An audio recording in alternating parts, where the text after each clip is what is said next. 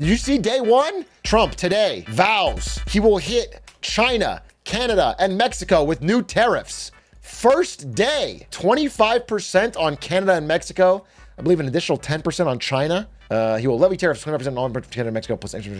So let's find out. Let's do a quick check. What do we get from Canada and what do we get from Mexico? So we'll see what's going to be more expensive. United States imports from Mexico. Let's see. What do we get? It looks like we get oil, computers, video displays, air conditioners, cars and trucks. Cars, trucks. Oh yeah, also a ton of beer. I feel like almost all the big breweries have set up factories in Mexico. So that's what's gonna be more expensive is beer, possibly oil. This is a pretty small amount net on net, and cars. A little bit more expensive. From Canada, I assume we get nothing, right? Because they don't have an economy. Canada's like, it's like a hockey amusement park. Canada exports to United States. Do we buy snow? Do like ski places buy snow from Canada? Is that, I can't imagine anything else. Oh, it turns out it's also oil. Oh, especially oil. Yeah, oil and natural gas, massive from Canada. Canada's like one of the biggest natural gas exporters in the world. And I believe it's like actually maple syrup, lumber, and again, cars. Yeah, I guess car prices will go up. All right, so we don't need any of that stuff. I work at a lumber yard in Wisconsin. Almost every piece of wood we get is from Canada. We're gonna be fine. Listen, I have driven through this great country of America and I've seen at least 100 trees. At least 100. So let's just chop them down. Do you know what I'm saying? You know how like every Walmart parking lot will have some trees around it? Chop those. Lumber. Boom. We're set. And then we can make our parking lots bigger. It's like a win-win. I do think that these tariffs will be immediately inflationary. As I've said, you know, I don't want to harp on the same thing. The ones I am more supportive of are the ones on China. That's 10%. Stiff new tariffs on imports from the US's three largest trading partners would significantly increase costs and disrupt businesses across all economies involved. Even the threat of tariffs can have a chilling effect. Wherever tariffs are required, 100%, 200%, 1000%. This is on Chinese cars, which, dude, I looked into it. So let me tell you something. I have looked into purchasing a Chinese car in America. There's no way to do it. They don't sell it. The tariffs are already so high they don't do it. You can't do it. If I would like to purchase one, I can try to get it shipped to Mexico and drive it up, but then I need to still pay the tariff, which is 100% of the cost of the car. So if I wanted to buy a, let's say $40-something thousand Xiaomi SU7, which is the car I was thinking of getting, here's what it looks like. I could essentially buy the car it's like based on, which is the Porsche Taycan. Do you know what I'm saying? Like, why wouldn't I just buy that? This is gonna be like $90,000. The whole point of it is it's a great price. It just doesn't make any sense. Or I could buy this.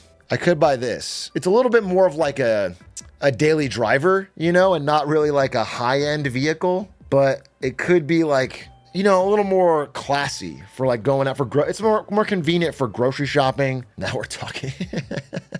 Anyway, I'm not actually in the market for a car now. I just really wanted a Chinese EV, but if I can't get one, I can't get one. Hey, some of these tariffs will work in the long run with more American manufacturers, but the country works in the same well.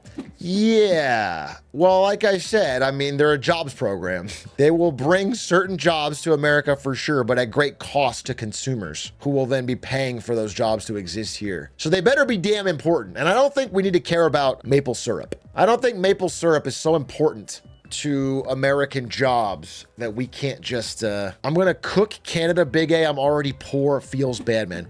Wait, is it gonna cook Canada? Oh, yeah, I don't think it's gonna help Canada either. Assuming they also do retaliatory tariffs. And of course, they're gonna lose the jobs in the industries that we're exporting to America. It's gonna be bad up and down. But Canada's already gone. We can't help you, little bro. Dude, this is another thing. So here's what I guess people are talking about this, but like, so Trump is planning to do huge deportations day one of undocumented immigrants, notwithstanding the obvious, extreme, community and family damaging moral problems of this.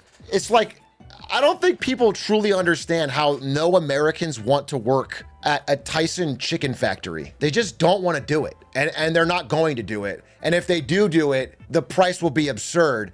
So it's not the like this plus tariffs is gonna like make prices jack up so quickly. Like it's gonna be first 6 months. Mike Tyson has a chicken factory.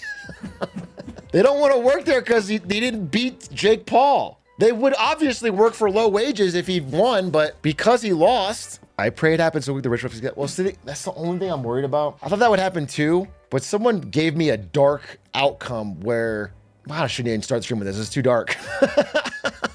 Okay, here's the thing. I'll just tell you, but okay, here's the idea. The idea is deportations of 1 million people out of America back to their home countries, nearly impossible logistically. It's just extremely expensive, extremely difficult. Additionally, once they do it, there'll be an immediate labor shortage and a ton of jobs that keep certain economies going and the goods cheap. I'm talking about Tyson Chicken Fat, a lot of jobs that Americans don't want to do, okay? Now, those jobs should be better paid minimum wage. I agree, but it's going to be an immediate effect. All right, second effect. The third effect is that the rich owners of those factories are not going to put up with it, and there's going to be a public-private partnership to, instead of deport these people, basically make them into prison labor that is now working the same jobs. That is the third dark part, where these people go from undocumented immigrants to prison labor for the same jobs they were doing before. That is essentially an outcome that is becoming more possible. I don't even think their plan of 1 million people deported is possible. I don't think it's gonna work. I don't think they can do it, let alone deal with the aftermath. So I think that is a scary possible outcome. And so then I'm kind of looking into how to support a fight against. I just started, recognizing the reality of this. So I'm looking into it. Work camps, no, this is 100%, that is what I was looking at. Private prison stocks are up, and I think it's based on this. It's based on people realizing that it's not going to be possible to actually deport people, and it's going to be a benefit to for-profit prisons that provide the labor back to the same places they were deported from. I think it's horrendous. So I actually am, I'm pretty off-put by the whole thing. I just don't, I can't say that 100 times. That's it. I don't like it. It makes me feel yuck. You voted for this? Nah, you're right. Yeah, you got me. What an L on my part. And I was the decider vote too, if you can believe it. I just thought, fuck it. I look better in red, baby. He's really into hats. It all makes sense. Dude, fictional undecided voter who chose MAGA because he liked the hat more. Undecided Pennsylvania voter who last minute, it is a better hat than the Harris Walls hat. That's just a fact. Iconic color branding. And what can I say? Drippier. Now do a red Enron hat. Dude, on January 20th or whatever, when he takes office, I launch a red Enron hat, just go all in. Easy money, double dip. Do you think Kai Cenat could have swayed the presidential election? No, I don't. I actually believe every time a celebrity gets really animated about a political choice, it hurts that candidate. I truly believe this. I think people almost rebel. I think if LeBron James and Taylor Swift had said, we're voting for Trump, it would have helped Harris more. Or Katy Perry. I think if they had said they're voting Trump, I think that would have shooken up the system. I think that shit doesn't help at all. People do not follow Katy Perry for her political opinions in general. And then when they feel there's some sort of authority I think Americans in general, more than Europeans, and I've lived in both continents, especially grown up in both continents, and you see it with kids, okay? I think Americans have a general sense of, they like to be the underdog and they like to say, fuck you. It's something about Americans. I don't know. We like to say, fuck you to someone who's telling you to do something, or I don't know. It's not always a good thing. In fact, it probably often isn't, but I do think that is an American thing. It's just part of the spirit here. Yeah, it's like an individualism thing, but it's also like it's like an underdog thing. It's like if a teacher's mad at a student, even if the student's in the wrong, if the kid's like, fuck you, teach, we kind of want to clap. I don't know.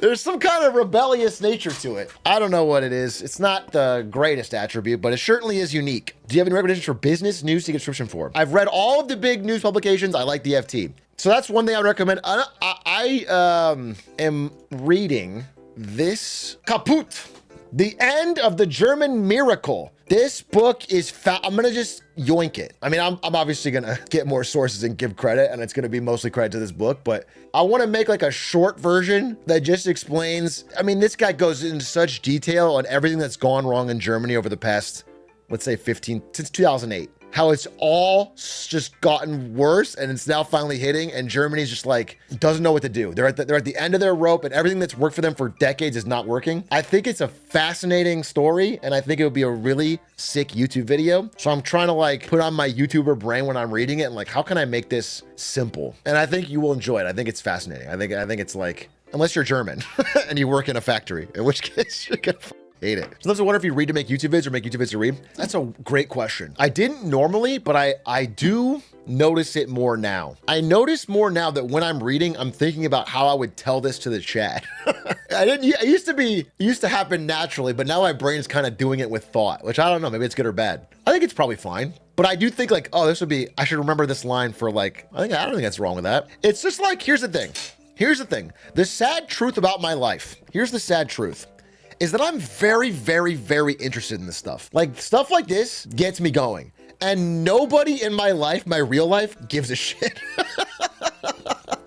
Except for maybe Aiden Calvin. Aiden will call me and ask about this stuff, but nobody else cares, okay? Nobody. So for me to have this thing where I can find strangers on the internet who are, some of you, forced to listen to it. Because you just want to wait for House, but you have to get through me talking about German economy or whatever. But some of you are interested in it as well. And that is a huge win for me. That's the greatest pleasure of this quote unquote job for me, is that I get to talk about these things and somebody's got some feedback, or I get a DM from guys like, hey, I live in Germany. Did you know this? And whatever. That's the thrill of it. That's why I like doing it.